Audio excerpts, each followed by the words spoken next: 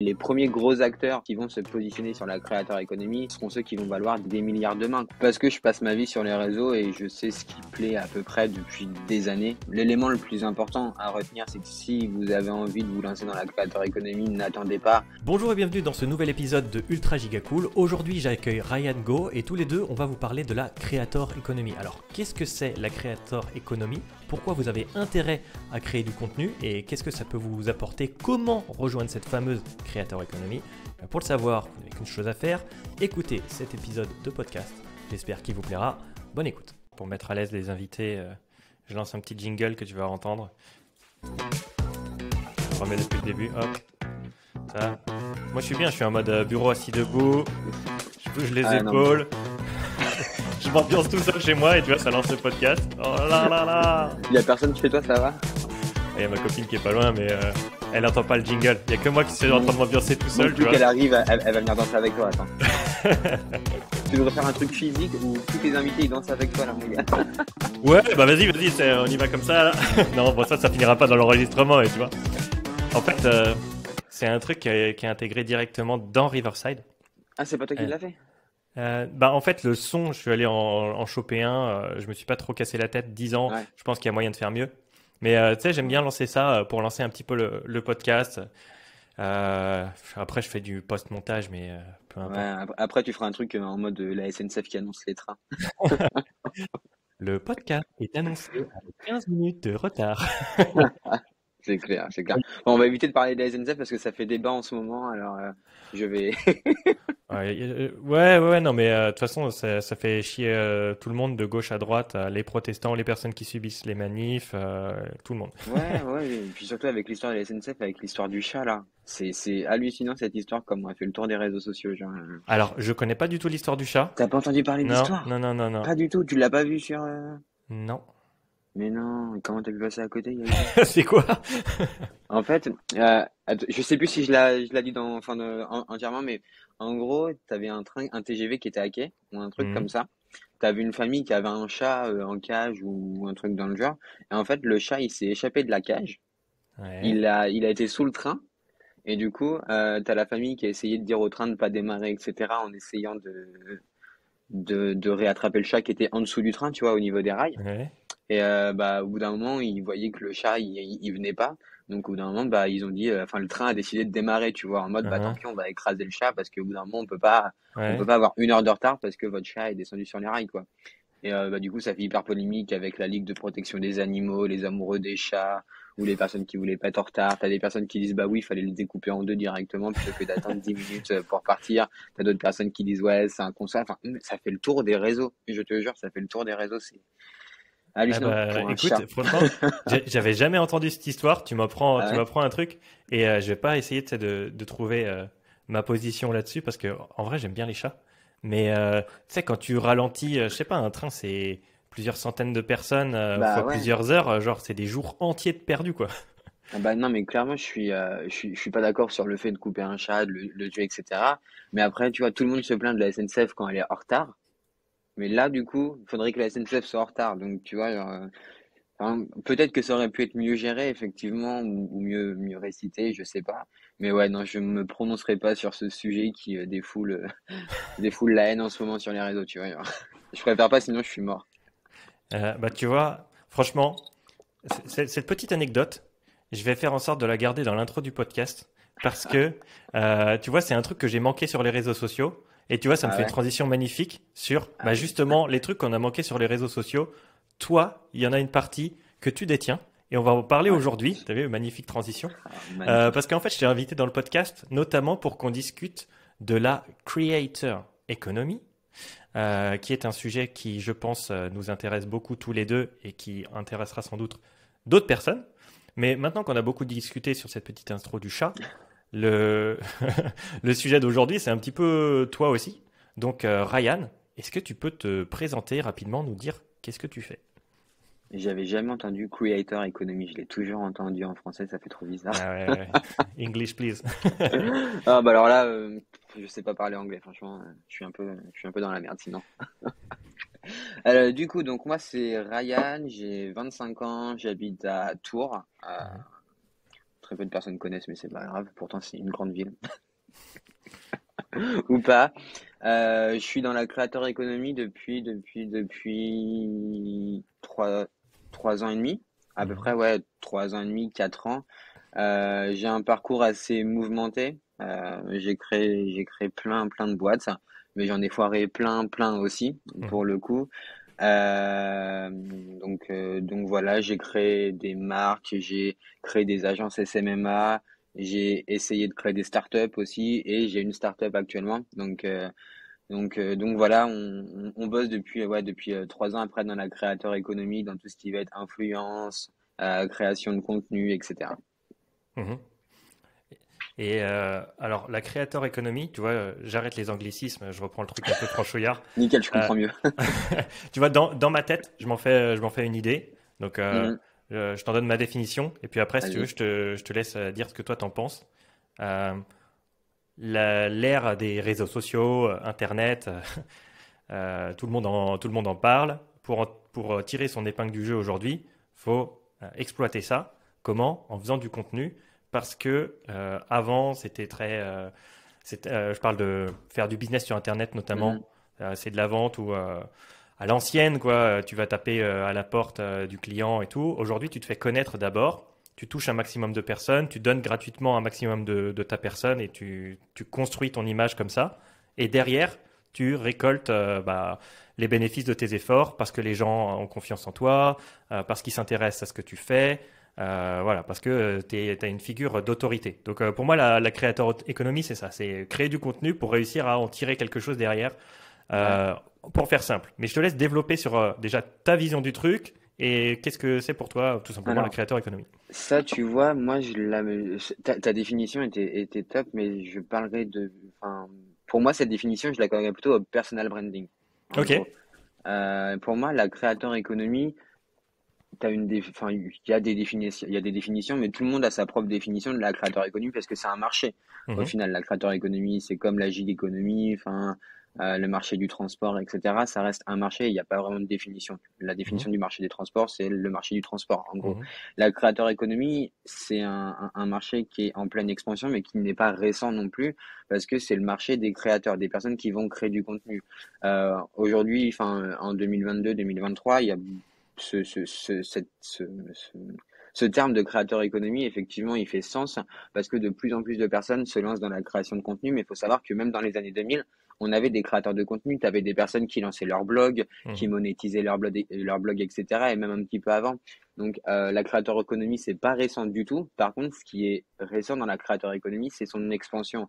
Il y a 15-20 ans, la créateur économie, on la voyait pas aussi prometteuse. Et là, avec l'essor des nouvelles technologies, avec l'essor des réseaux sociaux, etc., bah, en fait, la créateur économique prend une proportion énorme. On le voit avec l'arrivée de TikTok ces dernières années. On voit le nombre de personnes qui se mettent à publier sur TikTok, alors que sur Instagram, il y a des personnes qui sont hyper réticentes à poster.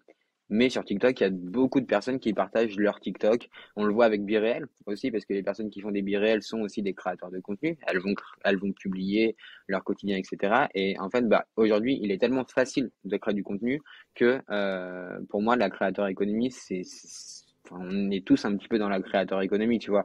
Là, on est en train d'enregistrer un podcast, donc du coup, on fait partie de la créateur économie.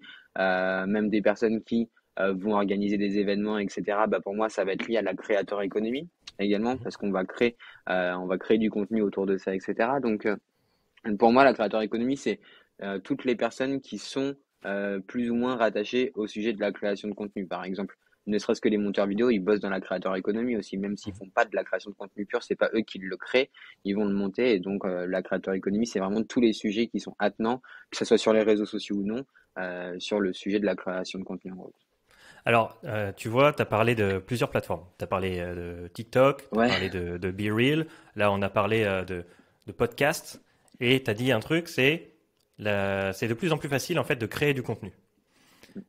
Ma question là, c'est, à ton avis, est-ce que c'est obligatoire, vu que la creator economy prend de plus en plus de place, pour n'importe qui, de l'individu à, je parle de l'individu, du salarié, à l'entreprise, de créer du contenu? Est-ce que c'est un truc qu'ils pourront pas faire autrement? alors. De là à dire que ça serait obligatoire, non, je ne pense pas, mais c'est fortement recommandé. Obligatoire, vraiment non, pas du tout, parce que il y a énormément de personnes qui ne sont pas créateurs de contenu, ne serait-ce qu'avec LinkedIn par exemple. Mhm. Il y a que 1% des utilisateurs LinkedIn qui créent du contenu. Derrière, c'est que des consommateurs, si je puis dire. Donc, de là à dire que c'est obligatoire, même dans les prochaines années, non, je ne pense pas. Par contre, pour moi, c'est fortement recommandé. Je vais prendre l'exemple de ma copine. Ma copine ne crée pas de contenu. Elle travaille avec moi, mais elle ne crée pas de contenu, par Mhm. exemple. C'est pas quelque chose qui l'intéresse. Elle veut pas forcément alimenter son compte Instagram ou elle veut pas forcément créer un TikTok ou quoi que ce soit. Par contre, c'est fortement recommandé parce que la création de contenu liée au personal branding, comme on disait tout à l'heure, va permettre de te positionner potentiellement comme quelqu'un d'appétent, quelqu'un d'important dans tes sujets de prédilection. Donc, si je prends l'exemple d'un salarié, qui va faire de la création de contenu, peut-être sur LinkedIn ou sur TikTok ou je ne sais pas sur quel support, et où il pourra créer du contenu, et ben un salarié qui va créer du contenu lui permettra peut-être de trouver un nouveau taf, de demander une augmentation de salaire parce qu'il va se positionner comme expert, être plus visible au niveau des recruteurs, etc. Donc c'est fortement recommandé parce que ça va te permettre de découvrir de nouvelles opportunités, de découvrir des choses que tu vas aimer de ton côté, mais de là à dire que c'est obligatoire, je pense que on pourrait dire que c'est obligatoire parce qu'on travaille dedans et on sait les Mhm. bénéfices que ça apporte. Mais aujourd'hui, il y a des personnes que ça n'intéresse pas, clairement, de créer du contenu et ils ont juste pas envie d'être sur les réseaux sociaux. Ils n'ont pas forcément envie de créer un podcast, de créer un blog, etc. Donc, c'est pas obligatoire, mais fortement recommandé aujourd'hui. Alors, tu vois, euh, dès le début, j'ai pris l'axe de la créateur économie. C'est un Mhm. truc qui te permet d'avoir des opportunités, en gros, Ouais. de carrière, Mhm. professionnelle. Ouais. Mais bon, en vrai, tu peux faire du contenu sans avoir même aucune notion ou aucune envie de ça. Est-ce que tu penses qu'on peut rejoindre la créateur économie sur un sujet genre qui a, en gros, aucune aspiration business ou quoi que ce soit? Alors, un mec qui lance une chaîne sur le jardinage, la couture, les cartes Pokémon, peu importe. Ouais, bah, en fait, du moment que tu vas commencer à créer du contenu, tu rejoins la créateur économie. Être dans la créateur économie ne veut pas dire que tu vas en chercher du business dans un premier temps, même si in fine, tu vas pouvoir aller chercher du business avec ta création de contenu. Mais non, c'est pas forcément enfin, les gens ne se lancent pas dans la créateur économie, ne commencent pas à créer du contenu en se disant, bah tiens, vas-y, je veux faire de l'argent, donc je vais créer du contenu. Non, c'est les gens vont se mettre à partager une passion, le bricolage, vont se mettre à partager leur expertise, que ce soit dans le business, dans la finance ou autre. Vont vraiment se mettre aussi à partager leur quotidien. Par exemple, quand on voit le nombre de couples sur TikTok qui partagent leur quotidien, Mhm. etc. Je pense pas au départ ils cherchent à faire du business, même si certains cherchent dès le début à faire du business en créant une stratégie de contenu, etc. Mais je pense qu'il y a énormément de créateurs de contenu actuellement qui ont démarré juste en partageant leur quotidien, leur passion, leur expertise, et qui par la suite sont devenus créateurs de contenu professionnels en structurant leur stratégie éditoriale, etc. Mais non, on peut commencer juste en partageant sa passion, quoi. Moi, je voudrais revenir sur ton parcours parce que Ouais, on en rediscutait juste avant le podcast aussi à un moment, on échangeait, toi et moi, sur une startup sur laquelle tu as pivoté qui s'appelait ouais, Acrobat. ouais, Après, il y a eu une nouvelle offre pour du contenu LinkedIn. Aujourd'hui, ouais, tu es sur un truc qui s'appelle GetCollab. Donc, ouais. toi, tu l'as déjà dit, tu es à fond dans la créateur économie. Euh, Toi, qu'est-ce que tu as identifié là-dedans? Pourquoi tu t'es mis dans ces différentes boîtes? Donc, dis-nous-en un peu plus, tout simplement. Ouais. Alors au départ, j'étais pas du tout dans la créateur économie. Même au moment où j'ai lancé ma première boîte, je ne connaissais pas forcément la créateur économie parce que enfin, je ne faisais pas de création de contenu sur ma toute première boîte. C'était la plus grosse erreur que j'ai faite d'ailleurs de pas créer du contenu sur cette première boîte. Mais ouais, au départ, donc on a commencé la créateur économie avec Acrobat. Acrobat, c'était un projet de marketplace qui devait mettre en relation les créateurs de contenu justement avec des marques qui ont des besoins de promotion, si je puis Mhm. dire. On a travaillé pendant 2 ans sur ce projet-là, de d'avril 2020 non, d'avril 2000, ouais, 1 an et demi, 2 ans à peu près sur ce projet-là. On avait très bien commencé parce qu'on a gagné plusieurs concours, plusieurs prix, etc.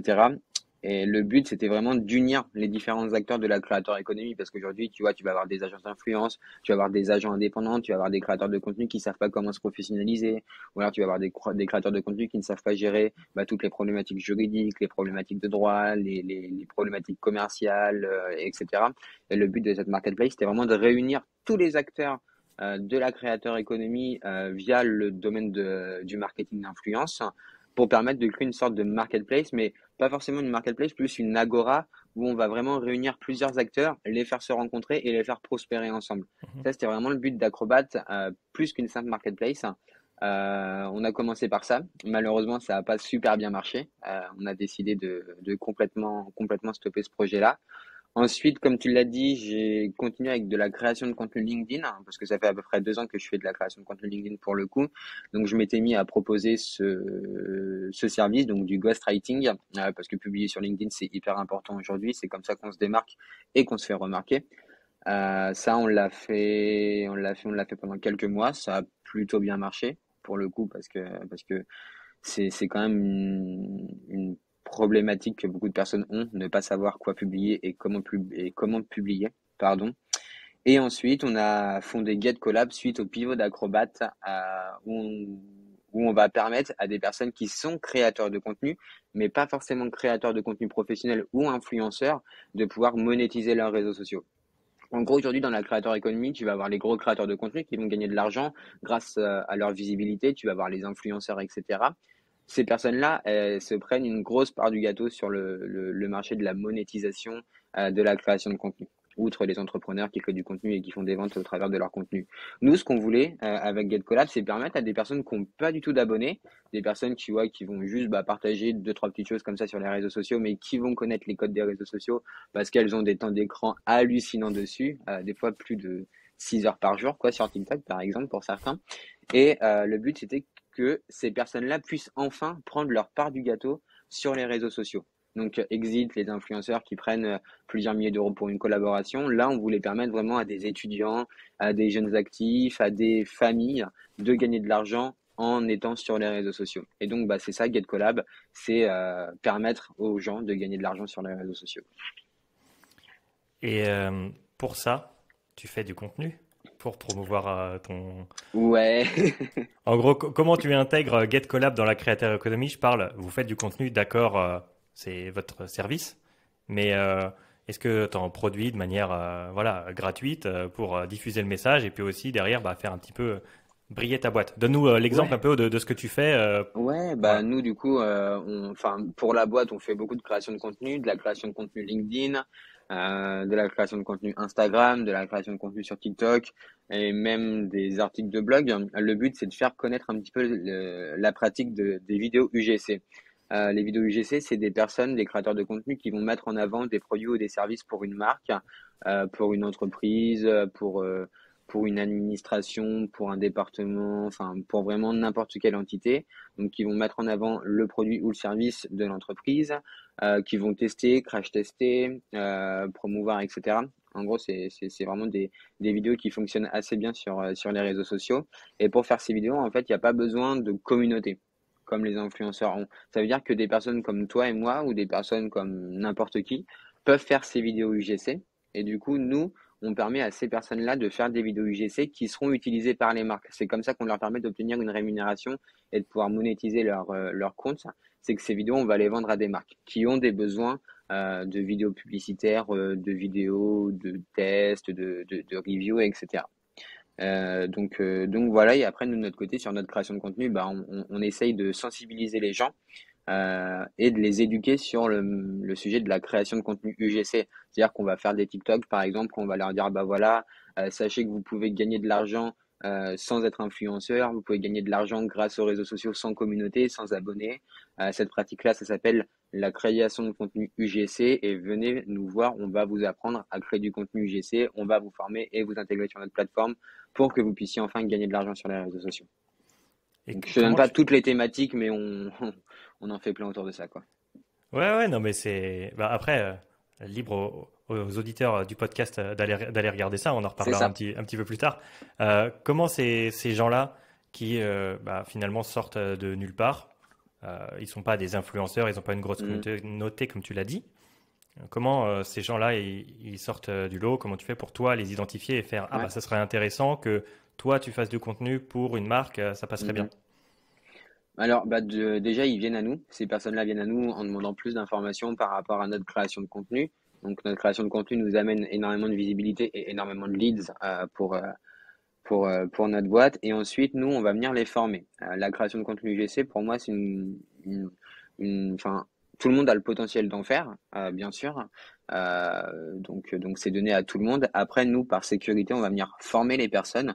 Donc, en gros, à l'intégration sur notre plateforme, ils vont avoir une mini formation sur comment créer du contenu, sous quel format, connaître les codes des réseaux sociaux, comprendre TikTok, les bases du copywriting, par exemple, les bases du montage, etc. Donc, on va vraiment les former sur le sujet de la création de contenu UGC.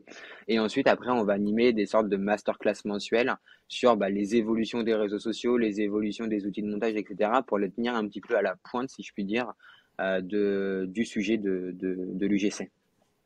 Et Donc, c'est c'est des quoi personnes qu'on vient faire monter en compétences, tout simplement, quoi. c'est quoi les sujets à la pointe sur lesquels tu les formes en ce moment là? C'est quoi le truc qui trotte? Là, la dernière chose où on les a formés, c'est sur mettre en place des sous-titres un peu plus impactants, Mhm, parce que tu vois, tout le monde met des sous-titres sur CapCut, par mhm. exemple, mais tout le monde met les mêmes sous-titres hyper génériques, ce qui fait que on se retrouve avec des vidéos TikTok qui ont 36 000 fois les mêmes sous-titres, et il y a plein d'autres petites applications qui te permettent de mettre des sous-titres hyper interactif, hyper séduisant, si je puis dire. Par exemple, tu as Captions. Bon, c'est une application payante, mais je crois qu'elle coûte genre 4-5 € par mois, en gros. Donc, c'est pas une grosse dépense. Et ça permet de mettre des sous-titres qui sont beaucoup plus, comment dire, beaucoup plus interactifs, enfin, ça permet de mettre une ambiance différente sur la vidéo. Et ça permet d'avoir une vidéo qui est beaucoup plus dynamique. Voilà, c'est le mot que je recherchais. C'est que du coup, en utilisant des sous-titres différents, ils vont pouvoir faire des vidéos beaucoup plus dynamiques. Et c'était vraiment le sujet de notre dernière masterclass. Mhm. Alors là, pour le coup, on a parlé un peu plus en détail de UGC. Ouais, Bah, ça tombe bien, c'est un des sujets phares de ce podcast, comme par quel hasard, hein. hasard. Quel Conspiration. hasard. Euh, mais tu l'as dit toi-même, Mhm. il y a pas que la vidéo. Il y a d'autres formats à Mm. explorer. Toi qui baignes dedans depuis quand même un petit moment, je te demandais c'est quoi la créateur économie. Donc, qu'est-ce qu'on peut retrouver comme type de contenu euh, pour être un créateur aujourd'hui, quoi. Ouais. Tu vas avoir les contenus vidéo, tu vas avoir les contenus photos avec Biréel, avec Instagram. Tu vas avoir les contenus textuels avec LinkedIn, par exemple, les articles de blog, les newsletters. Tu peux créer du contenu en créant des lives aussi sur TikTok, sur Instagram. T'as Pinterest aussi, qui est une plateforme où tu peux faire de la création de contenu photo. T'as plein de possibilités. T'es pas obligé de faire des vidéos, tu peux faire des photos, tu peux créer du contenu textuel avec LinkedIn, les newsletters, pardon, les articles de blog, etc. Donc, t'as énormément de possibilités aujourd'hui. T'es pas obligé de montrer ta tête pour créer du contenu, quoi. Hmm. Ah, ça, c'est une question qu'on m'a posée pas mal de fois. Ouais. Comment faire pour faire du contenu sans montrer sa tête? L'épisode 0 du podcast, il était là-dessus Ouais. parce que je crois que c'était une question intéressante. Mhm. Avec Be Real, je sais pas si c'est. C'est compliqué, Ouais, c'est quand même, quand même. compliqué. Nous, on avait essayé d'utiliser Biril pour du contenu de marque, en montrant les coulisses de notre marque, etc. J'ai vite arrêté parce que ça ne nous apportait pas grand-chose. Mais sur Biril, tu es quasiment obligé de te montrer puisque tu vas avoir les deux caméras. Ouais, Tu vas avoir la ouais. caméra arrière où là, du coup, on va voir ton environnement. Mais la caméra avant va potentiellement montrer ta tête, sauf si tu la décales. Mais après, c'est pas l'intérêt de la plateforme, en Hmm. gros. Donc sur Biril, tu es obligé de montrer ta tête. Sur Instagram, un peu moins, parce que si tu crées un compte avec Passion Bricolage, tu peux juste partager des tutos bricolage ou des choses comme ça sans montrer ta tête. Si tu es sur LinkedIn, alors certes, tu as la photo de profil où sur LinkedIn, on est obligé de mettre sa tête. Mais quand tu crées du contenu textuel, tu te montres pas, tu te mets pas en scène à faire des vidéos ou autre. Tu peux ouvrir ta newsletter, tu peux créer des articles de blog. Enfin, il y a énormément de possibilités sans montrer sa tête aujourd'hui, quoi. Alors, ceux qui suivent le podcast doivent commencer à savoir que moi, je suis un grand fan du multiplateforme où j'essaie de balancer mon Ouais. contenu absolument partout. Ouais. Ça marche pas toujours parfaitement parce qu'il y a des plateformes sur lesquelles un contenu ça va complètement bider et sur une autre ça marche bien, mais Mm. c'est aussi l'intérêt de tester plusieurs Ouais. plateformes. La contrepartie, c'est que tu n'es pas très adapté toujours à toutes les plateformes, Mm. peu importe. Est-ce que toi, tu conseilles d'essayer de faire un maximum de plateformes ou est-ce que tu préfères te concentrer sur certaines? Je t'ai entendu dire LinkedIn, c'est vraiment Ouais. impératif, voilà quoi. C'est quoi ton avis sur la question? Alors, ça va dépendre dans quel stade tu es au niveau de ta création de contenu. Si tu es débutant, si jamais tu te dis, bah, j'ai envie de commencer la création de contenu, focus-toi sur une plateforme. C'est le conseil que je pourrais donner. Te prends pas la tête pour l'instant à recycler du contenu, à vouloir dire, bah, je vais me lancer sur YouTube, sur TikTok, sur Instagram et sur LinkedIn en même temps. Te prends pas la tête avec ça. Si tu te lances, focus-toi sur une plateforme. La plateforme qui sera la plus intéressante pour toi par rapport à ce que tu veux faire. Et la plateforme qui pourra aussi te paraître peut-être la plus facile d'utilisation pour commencer et te mettre dans le bain. Après, quand tu commences à avoir un objectif clair avec ta création de contenu, par exemple, si tu te dis, bon, ok, là, ça fait 2 mois, 3 mois que je suis sur Instagram, ça commence à prendre, mais j'ai envie d'aller plus vite. Ok, et ben mon contenu sur Instagram, je vais créer un compte TikTok, pardon, et le repartager sur TikTok. Et donc là, on va commencer à faire du multiplateforme. Et petit à petit, plus tu t'amélioreras dans ta création de contenu, plus tu voudras aller plus vite, plus loin, avec un objectif plus haut. Là, tu vas commencer à repartager tes contenus sur d'autres plateformes où tu vas commencer à apprendre à créer un contenu plus global et à créer des sous-parties de ce contenu avec le respect des codes des différentes plateformes. Par exemple, après, tu apprendras à partir d'un article de blog que tu transformeras en post Instagram, que tu transformeras en réel Instagram, par exemple, en TikTok, en Shorts et en vidéo YouTube un peu plus longue et en post LinkedIn, par exemple. Mais au départ, pour moi, le meilleur conseil, c'est de se focus sur une plateforme et d'y aller petit à petit. Donc, message à ceux qui écoutent ce podcast, ne faites surtout pas comme moi.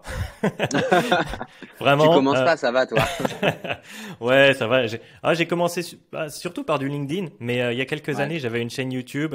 Ça avait bidé, j'avais essayé plein de trucs, mais honnêtement, super apprentissage. Donc, Ouais. ouais, en fait, je suis passé par là. J'ai commencé une première Mhm. plateforme, j'ai poncé le truc.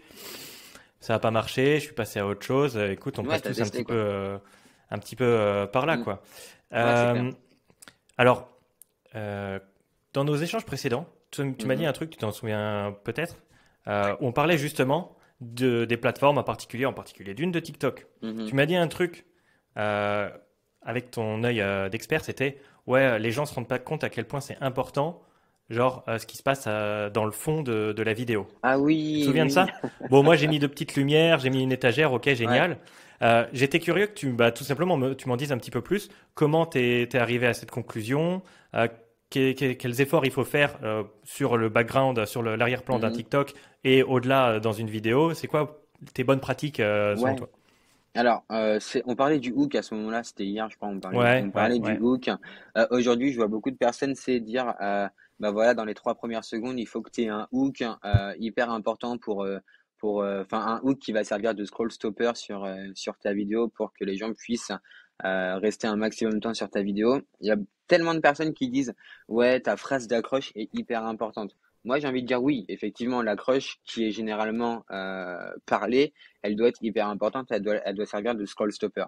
Cependant, il n'y a pas que des hooks verbaux à utiliser, mais on peut utiliser des hooks, j'avais dit non-verbaux, je crois, hier, par exemple avec enfin, un fond différent, un fond un petit peu marrant, ou quelque chose dans le fond où tu te dis, putain, je sais pas ce que c'est, enfin, ça m'étonne, je suis curieux, etc.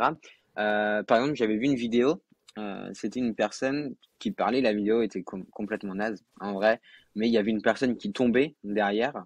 Et en fait, bah, la vidéo, elle a fait plusieurs millions de vues parce qu'il y avait une personne qui tombait à l'arrière-plan. Du coup, tout le monde dans les commentaires disait, mais t'as vu la personne qui tombe? Tout le monde identifiait tout le monde, etc. Et au final, bah, la vidéo qui était complètement naze et qui aurait dû faire 2 ou 3 000 vues, elle a fait plusieurs millions de vues. Donc aujourd'hui, par exemple, si vous avez du mal avec le copywriting, parce que faire un hook qui permet de servir de scroll stopper, ça reste du copywriting. Il faut vraiment avoir la bonne phrase d'accroche, etc. Si vous n'êtes pas forcément hyper doué avec ça, vous pouvez utiliser des hooks non verbaux, que ce soit sur votre setup, sur votre fond, sur votre mur, sur ce qui se passe à l'arrière-plan. Ça peut servir aussi de rétention. Mhm. Ouais, donc en vrai, tous les éléments comptent, quoi. Moi, je regarde mon Ouais, contenu. Plus j'en apprends, plus j'ai l'impression que genre j'ai fait que 1% du chemin, quoi. À chaque fois, je découvre des nouveaux trucs à mettre en ouais. place et C'est hallucinant, quoi. Vous faites beaucoup de contenu sur TikTok. Ouais, on en Vous, fait un vous, petit peu, ouais. vous publiez. Genre, sur quelle a été votre stratégie depuis que vous vous êtes lancé dessus et puis peut-être des apprentissages pour continuer un peu sur la plateforme. Alors, on dit que c'est toujours les cordonniers les plus mal chaussés. On n'a quasiment pas de strat TikTok, nous, de notre Mhm, côté. Nous, enfin, en fait, si je puis dire, notre strat, et là, je fais un petit peu mon petit filou, notre strat, c'est d'être mhm. naturel et de partager juste notre quotidien. On n'a pas de strat, on n'a pas de calendrier éditorial. Si on a envie de faire une vidéo TikTok, on la partage et puis basta, mais on n'a pas de calendrier éditorial avec, OK, bah là, jour 1, on fait ça, jour 2, on fait ça, jour 3, on fait ça, jour 17, on fait ça, etc. C'est ah bah là tiens on rencontre un truc dans la journée qui est prête à faire une vidéo TikTok, on a juste une idée, bah boum on va aller la tourner, on va aller la monter, on va la publier.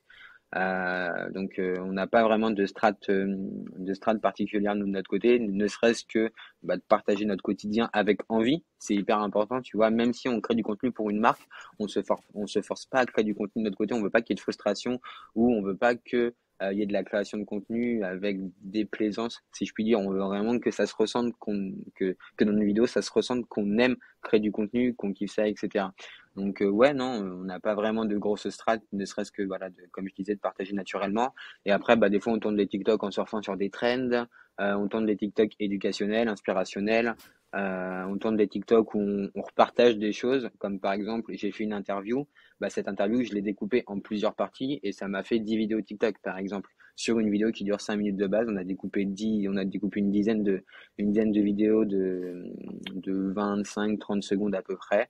Et une vidéo m'a permis d'avoir 10 TikTok par exemple, quoi. Et qu'est-ce qui a le mieux marché? Découper ces extraits, faire des trucs un petit peu plus au feeling. Bah, ce qui a le plus marché, c'est la vidéo complète de tous les extraits qui ont été découpés. On s'est dit bon ok, on a mis des vidéos découpées et tout, voilà c'est cool. Est-ce qu'on tenterait pas de mettre la vidéo longue qui dure plus de plusieurs minutes? Et en fait, bah on a mis la vidéo longue et c'est celle qui a le plus marché, quoi. Elle a fait 100 fois plus de vues que toutes nos vidéos. Alors là, tu vois, je trouve ça. Je te l'avais dit ça parce qu'on en avait discuté Ouais, et j'avais trouvé ça trop intéressant parce que moi, je veux dire, je pense trop à le recyclage de contenu que ouais. le contenu en soi-même des fois. Donc, je raccourcis mes vidéos au maximum Mhm. pour que ça rentre dans les 60 secondes et que je puisse l'utiliser partout. Et tu m'as donné un exemple contraire. Donc, c'est un mec qui a un podcast, peut-être ou peut-être plutôt deux personnes d'ailleurs. Oui, ouais, ouais, c'est un Ouais. couple, hein. C'est un couple. Ils se filment juste assis sur un canapé avec un petit Mm. plaid et ils mettent en ligne des extraits du podcast qui font genre 3 ou 4 minutes sur TikTok et ça cartonne. Donc c'est Ouais. pas du tout ce que je fais. Et j'ai entendu ça, je me suis dit bah vas-y, faut que je teste. Donc il y aura sûrement des Mm. extraits de ça qui vont passer. Merci pour la reco. Mais de rien. Comment t'es tombé sur un contenu comme ça? Tu consommes beaucoup de contenu à titre perso, toi? Je passe du temps sur TikTok. Je te dirai Ouais, pas mon temps d'écran parce que ça fait flipper. parce que ça me fait flipper. Non, mais clairement, ouais, ça me fait flipper. Mais après, ça reste mon métier de me tenir au courant de tout Mm. ce qui se passe sur les réseaux, clairement. Donc, c'est du temps d'écran pro, mais un petit peu perso aussi pour le coup. L'avantage, c'est que je peux faire passer ça en pro. Donc voilà, c'est mon excuse. Mais ouais, non, je passe beaucoup de temps sur TikTok principalement pour bah, suivre ce qui se passe sur la plateforme. Donc je consomme pas mal de contenu vidéo parce que le contenu vidéo c'est le contenu le plus facile à intégrer pour moi. Donc ouais, non, je consomme beaucoup de contenu. Et si on revient un peu bah, sur genre, comment rejoindre la créateur Mhm. économie, depuis tout à l'heure, on parle un peu de ce qu'on fait au quotidien. Pour nous, il y a des trucs un peu naturels, Ouais, genre entreprise ou une personne qui voudrait se lancer, qui ne sait pas du tout par où commencer. ok. C'est quoi ta première étape? C'est d'installer TikTok et de passer du temps à consommer du Alors, contenu ou on, autre chose? on va faire une sorte de cas concret. Au Ouais. pire, donne-moi un exemple d'entreprise. Donne-moi juste un exemple d'entreprise. Tu vois, j'ai mon Notion qui est à côté. Si je te dis Ouais. l'entreprise Notion, est-ce qu'on se prend ça comme exemple ou je te trouve autre chose? Ouais, bah après Notion c'est facile. Enfin, c'est facile, oui et non. Notion, en gros, ce qu'on pourrait faire, c'est bah, créer un compte TikTok Notion où des personnes enfin, où on appellerait des créateurs de contenu UGC à faire des vidéos de l'usage de Notion et on repartagerait toutes ces vidéos d'utilisation de Notion sur TikTok pour démontrer que notre outil, qui s'appelle Notion, est le meilleur de tous, en gros. Mhm. Après, on pourrait faire des vidéos TikTok en mode coulisses. Comment se passe la vie chez Notion? On pourrait faire des vidéos TikTok sur les différentes personnes qui travaillent chez Notion, par exemple. On pourrait faire A Day in My Work avec Mhm. quelqu'un qui prend le compte TikTok enfin, un employé qui prend le compte TikTok de Notion et qui va enfin, faire des vidéos sur sa journée, etc. Il y a plein de possibilités. Et Mhm. essaye de prendre au pire une entreprise un peu plus vieille, moins axée sur la créateur économie pour qu'on puisse essayer de voir des Ouais, exemples ouais. qui sont Alors, pas. je vais prendre un exemple moins obvious et une Allez, plateforme vas-y. moins évidente et une plateforme moins évidente. Je vais Mhm. prendre le boucher du coin, d'accord? Ouais, ouais, ouais, ouais, bon exemple. Mais attends, double challenge euh, qui veut se lancer sur LinkedIn. Parce que tu l'as dit toi-même, il y a 1% de personnes qui créent du contenu sur LinkedIn. Mm. Et encore, même les gens qui consomment du contenu sur LinkedIn, je crois, ils n'ont pas vraiment bien compris à quoi sert la plateforme, honnêtement. Ouais. Donc, admettons, tu es le boucher du coin. T'as env- Tu comprends qu'il y a quelque chose à faire en ligne. Et Mhm. tu choisis LinkedIn pour une raison parce que, voilà. Toi, qu'est-ce que tu lui dis de faire? Alors, pour le boucher du coin, si je l'avais en consulting, je lui dirais de créer des publications LinkedIn sur son savoir-faire, de nous partager, bah, par exemple, comment se découpe une viande ou alors comment bien cuire son filet de bœuf. Je lui dirais de nous partager des recettes sur la cuisson de saucisses, de viande, sur des idées de repas, de nous partager un petit peu les coulisses de son savoir-faire, comment il a appris ça, comment ça lui est venu, comment se passe le quotidien d'un boucher, parce qu'un boucher, ça reste un entrepreneur également. Donc, comment se passe son quotidien, comment se déroule un business physique, quelles sont les problématiques qu'il rencontre avec un business physique, quels sont les tenants et les aboutissants de ce business-là, etc. Ça, c'est des sujets qui pourraient intéresser pas mal de personnes. Et on va revenir à TikTok également, parce qu'il y a pas mal de choses Allons-y. à faire avec un boucher sur TikTok. Bah là, on pourrait partager des vidéos TikTok de comment il coupe la viande, par exemple, de sa mise en vitrine, de faire des vidéos voilà récap d'une journée où il va couper la viande, la préparer, la mettre en présentation, etc. Vraiment partager son savoir-faire et sa qualité de travail quoi. Et la qualité de la viande surtout. Bon, tous les deux, on est vachement pro-contenu. Ouais. J'espère que les gens l'ont compris jusque-là. Mais encore une fois, une question un peu épineuse. Est-ce Mhm. qu'il y a des cas dans lesquels, genre, tu déconseillerais à des gens de créer du contenu Grosse question. autour de leur activité ou quelque chose? Grosse question. Déconseillé de créer du contenu? Pas vraiment. Je suis pas tombé sur ce cas encore et je connais pas de sujet qui ne mérite pas de créer du contenu, tu vois. Parce que même là, on parlait du boucher. Alors oui, les véganes vont lui tomber dessus s'il partage des vidéos de découpe de viande sur TikTok, etc. Voilà, il va avoir énormément de haters dans les commentaires. Mais bref, c'est triste à dire, mais c'est le jeu malheureusement. Après, des personnes à qui je les conseillerais de créer du contenu, pas vraiment quoi. Si t'as pas envie de créer du contenu, ne te force pas. Si t'as envie d'essayer, vas-y. Mais de là à te déconseiller, je pense pas. Franchement, je pense pas. Et il y a un truc sur lequel tu peux aider pas mal de monde, même Mhm, moi honnêtement, c'est, tu dis, quand tu fais l'onboarding de tes créateurs, là, quand ils rentrent dans mhm. ton écosystème et que tu les formes, euh, toi, tu as ta technique pour trouver des idées de sujets à traiter. Tu vois, moi, je me mets à la place du fameux boucher Ouais. là, qui se lance sur LinkedIn. Mhm. Pour lui, ça va sûrement pas être évident de dire, bon, bah, qu'est-ce que je vais mettre comme sujet aujourd'hui Ouais. j'ai reçu des côtes de porc. Tu vois, genre, comment tu fais Mhm. pour identifier des bons sujets et régulièrement, quoi? Alors, parce que je passe ma vie sur les réseaux et je sais ce qui plaît à peu près depuis des années. Ça fait des années que je suis sur les réseaux, donc je sais à peu près ce qui plaît. Après, des personnes qui n'ont aucune appétence sur les réseaux et qui ne savent pas comment créer leur stratégie, enfin leur calendrier éditorial, leur stratégie de contenu, ils peuvent juste tout simplement utiliser ChatGPT, hein. Tout Ouais, simplement, ouais. ils vont taper dedans quelles idées de post Instagram je peux faire pour le boucher du coin. Ils vont avoir des idées, par exemple. Donc, c'est les merveilles des nouvelles technologies, c'est qu'on n'a plus besoin de réfléchir pour créer des choses. C'est qu'on va pouvoir avoir une sorte de mini assistant qui de base était réservé à des patrons, etc. On va pouvoir avoir notre petit assistant de poche où on va lui dire, bah voilà, j'ai envie de me lancer sur Instagram, donne-moi 10 idées de contenu que je peux créer en sachant que je suis le boucher qui vend du bœuf je dis des bêtises, mais du bœuf de Kobe, etc. Et du coup, bah, ChatGPT va te donner toutes les idées va te donner 10 idées de contenu, et puis toi, après, derrière, t'as plus qu'à les réaliser. Et tu peux même aller plus loin en disant, bah, donne-moi un script de vidéo TikTok pour ce sujet-là. Enfin, voilà, aujourd'hui, si tu sais pas, tu poses une question et voilà. Euh, Là, je vais nous transformer en oracle. Je vais sortir une boule de cristal parce que ça va, on est assez au fait de ce qui se passe en ce moment. Mhm. Mais là, tu vois, tu parles de ChatGPT. ChatGPT, c'est presque un peu l'avenir, quoi. Alors, ceux qui connaissent pas, hein, c'est une intelligence artificielle qui est très, très poussée. Tu peux lui poser des questions avec des mots en français et il te répond de manière très, très éloquente.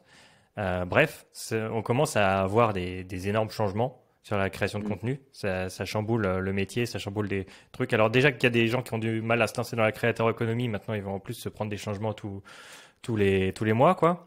Toi, comment tu vois la suite, genre avec cette fameuse creator economy, qu'est-ce que tu imagines qui va se passer? Comment tu prépares la suite? Alors moi, je pense qu'il va y avoir de plus en plus de créateurs de contenu parce que tous les jeunes aujourd'hui se mettent à créer du contenu et plus les pré-ados vont grandir et vont devenir adultes, plus ils vont comprendre que créer du contenu sur les réseaux sociaux, c'est extrêmement important. Donc moi, j'ai envie de dire que la créateur économie va falloir qu'elle se structure énormément parce qu'aujourd'hui, la créateur économie par rapport à d'autres économies, par rapport à d'autres marchés, elle est très peu structurée. Il y a vraiment il y a pas mal d'acteurs, mais les acteurs sont un peu éclatés au niveau des thématiques, des sujets, etc. Et donc moi, je pense que c'est un marché qui va se professionnaliser et se structurer dans les années à venir. Et les premiers gros acteurs qui vont se positionner sur la créateur économie seront ceux qui vont valoir des milliards demain, quoi. Parce que la créateur économie, elle est déjà estimée à plus de 50 milliards. J'ai plus le chiffre en tête, hein, vraiment, mais je crois que le marché de la créateur économie, c'est un des marchés qui va valoir le plus dans les années à venir, quoi. Donne-nous un petit message d'espoir là. Est-ce que tu estimes qu'on est au début de la vague ou qu'elle est déjà bien entamée et qu'elle va bientôt s'écraser? Oh, alors là, franchement, je pourrais pas mentir, je sais pas du tout. Eh, je t'ai dit, il Je fallait pense sortir que la boule d'oracle. non, je sais pas. Je pense qu'on n'est pas au début parce que ça fait quand même quelques années. Enfin, comme je dis, la Ouais. créateur économie, enfin, les gens qui faisaient des blogs il y a quelques années, enfin, voilà, ça en fait partie. Effectivement, on va dire que depuis le Covid, enfin, même depuis l'arrivée des réseaux sociaux, on est sur une ligne exponentielle. Depuis l'arrivée du Covid également, bah, les gens se mettent de plus en plus à créer du contenu, à partager leur quotidien. Il y a beaucoup moins de freins à la création de contenu, comme on voit comme le permettent des outils comme ChatGPT qui permettent bah, des personnes qui n'ont pas forcément d'idées ou qui n'ont pas forcément bah, de compétences sur le copywriting de créer des accroches, des structures, des scripts assez intéressants. Donc, moins il y a de freins, plus il y a d'acteurs. Moi, je pense qu'on n'est pas dans le début de la créateur économie, on est sur la courbe qui monte et il faut saisir l'occasion dès maintenant avant que ça se stabilise et qu'il y ait un peu moins d'opportunités. L'élément le plus important à retenir, c'est que si vous avez envie de vous lancer dans la créateur économie, n'attendez pas. Il y a énormément d'outils qui vous permettent de vous lancer. Par exemple, pour monter vos vidéos, CapCut. Oui, je sais que par les puristes du montage, CapCut, c'est mélodramatique. Mais CapCut, c'est mortel pour les personnes qui n'ont pas forcément de compétences au montage. C'est gratuit. En plus, ça permet de faire pas mal de choses au départ quand tu commences. Tu vois, si tu couples du chat GPT pour trouver tes idées de vidéos, après, tu peux très bien mettre une voix off. Tu peux très bien, il y a des outils pour mettre des voix off. Tu peux même créer des vidéos en motion avec des outils complètement trouvables sur Google. Aujourd'hui, il y a quasiment plus de freins pour se lancer. On peut créer du contenu gratuitement avec plein d'outils. Donc, si j'ai une chose à dire, c'est n'attendez pas, lancez-vous. Au pire des cas, vous ferez du contenu euh, qui ne sera pas intéressant, mais au moins vous allez commencer à créer du contenu. Et le plus important, c'est de se lancer. Et puis après, vous allez apprendre, itérer, et dans un an, vous serez au top, quoi. Magnifique. J'aime beaucoup ces paroles. Je vais m'en servir un petit peu comme mot de la fin. C'est le Ouais, motto, c'est si vous aimez de près ou de loin créer du contenu, lancez-vous. Vous n'avez rien à perdre. Au contraire, vous avez tout à gagner. Et si ça marche pas, bah, au pire, vous vous serez amusé à faire quelque chose qui vous plaît. c'est Et ça. si ça marche, bah, vous êtes doublement gagnant. Donc, aucune raison de ne pas se lancer. Totalement. Euh, Là-dessus, bah, on a quand même Ryan qui peut nous aider. Donc, être dis-nous une dernière fois où est-ce qu'on peut te retrouver ou aller consulter tes contenus, tes boîtes, si ça nous intéresse, ce genre de choses. Ouais, alors si vous voulez discuter de la creator economy, vous pouvez me trouver sur LinkedIn, Ryan, et le nom de famille Go, Ryan R-Y-N. Je préfère préciser parce qu'il y a plein de personnes qui l'écrivent R-A-Y-N. Et après, si jamais ça vous intéresse de faire des vidéos UGC et de gagner de l'argent en n'ayant pas d'abonnés ou très peu de communauté, vous pouvez vous abonner sur GetCollab, ou me contacter directement sur LinkedIn. Mais voilà, même si c'est juste pour échanger sur la creator economy, sur comment créer du contenu, sur comment se lancer, sur vos peurs de vous lancer, parce qu'il y a énormément de personnes qui ont peur de créer du contenu parce qu'elles ont peur du regard des autres. Et j'ai envie de vous dire, mais ne vous inquiétez pas. Clairement, ne vous inquiétez pas pour ça. Au contraire, les gens viendront vous aider. Attention, ça dépend du réseau social quand même. Ne vous lancez pas sur Twitter dès le début. Mais ouais, non. Si jamais il y a la moindre question sur comment se lancer, comment faire quoi que ce soit, n'hésitez pas à me contacter sur LinkedIn. Eh ben, écoute, le message est passé. Ryan, je te remercie beaucoup pour ton Merci à passage toi. dans le podcast, pour ton temps et les précieuses informations que tu as accepté de nous partager. Et même cette petite anecdote sur le chat de la SNCF qui, je pense, pourra peut-être faire débat à toutes les personnes qui, comme moi, n'en avaient pas entendu parler auparavant. Bref, sur ce, on va clore l'épisode. Encore une fois, merci Ryan. Et Merci. puis à une prochaine. À très bientôt. Ciao, ciao. C'est la fin de cet épisode, mais si tu as envie d'en savoir encore plus sur la création de contenu, la vidéo au format vertical ou la publicité en ligne, je t'invite à rejoindre la newsletter Ultra Giga Cool. C'est un email par semaine pour te donner mes meilleurs conseils en la matière. Tu pourras la retrouver en description de cet épisode. Je te dis à la prochaine. Ciao, ciao.